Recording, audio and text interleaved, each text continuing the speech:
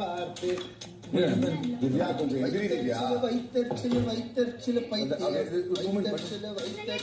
பெண்ணே உனது மெல்லிடை பார்த்து அடடா பிரம்மன் கஞ்சரடி சற்றே நின்றேன் தலை சுற்றி போனேன் ஆவனே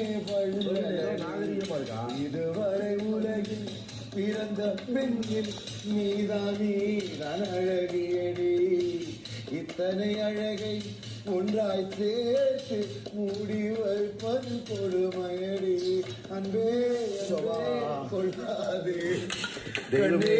என்னை கில்லாதே. பிரவீன் இதெல்லாம் சகிக்கவே இல்லை பிரவீன், நல்லாவே இல்லை.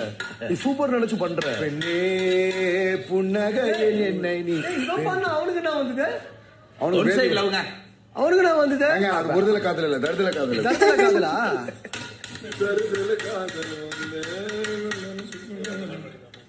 காதலிக்க கைடு இல்ல காதலிக்க வயசு இல்ல.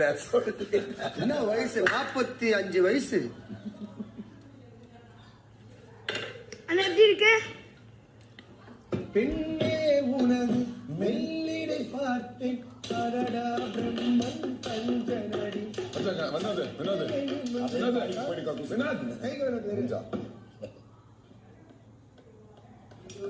திருப்பி திருப்பி சொல்லிட்டே இருந்தேன். அப்ப நான் தான் கேட்டேன், உனக்கு பொண்டாட்டி கால் பண்ணி ஓடி போனேன்னு சொன்ன உனக்கு எப்படி அப்பதான் தப்பு தான் அப்படி சொன்னேன்.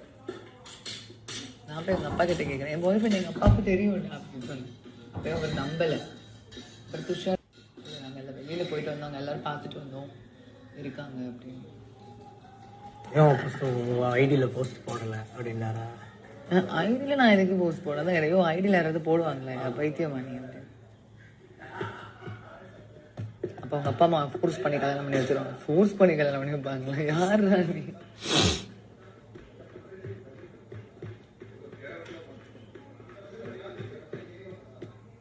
ஏமாலையோ தப்பு இருக்குதான். தப்பு இருக்குன்னா லைக் முன்ன இருக்கிற வரைக்கும் நான் அந்த ஸ்பேஸ் கொடுக்கல அவருக்கு.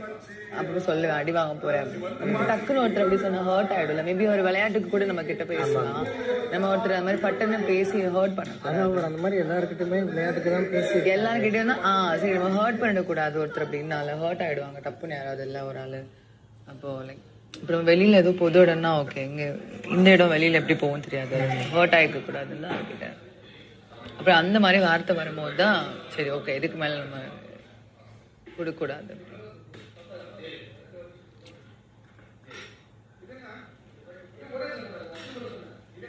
சரி ஃபினாலே வந்துருச்சு, இன்னும் 4 நாள் தானே செஞ்சு விட்டு அனுப்பலாம்.